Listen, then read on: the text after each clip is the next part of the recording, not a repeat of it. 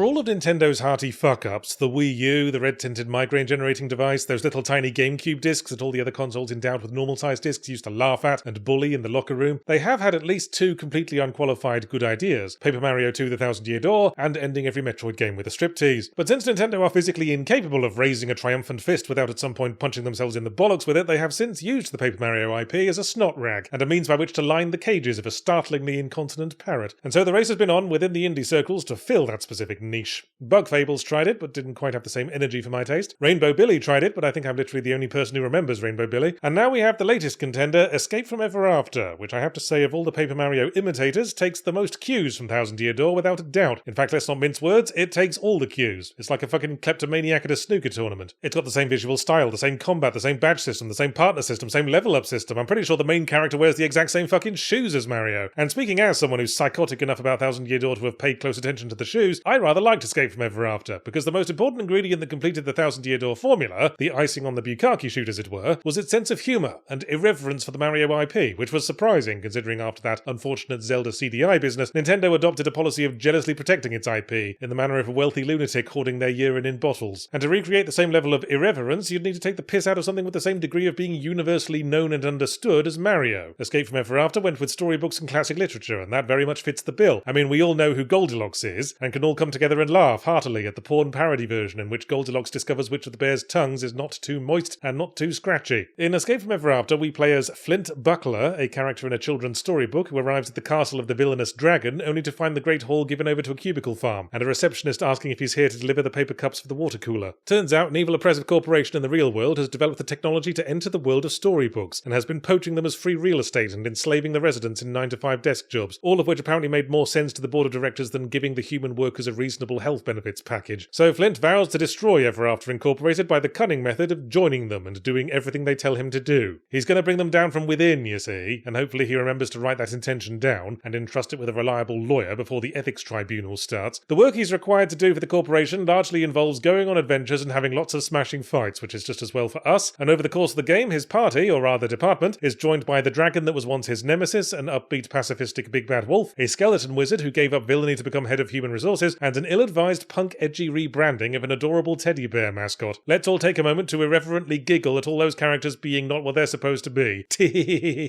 Of course, which characters eventually join your party might have been more of a surprise if they didn't all appear on the title screen. The title screen arranged identically to Thousand Year Door's title screen, but now I'm harping. So in the first chapter, we track down and fight the three little pigs who are running a sinister real estate development scheme. What universal humour, and then the next chapter is a point-by-point retread of the Shadow over Innsmouth, but where all the townspeople are seagulls.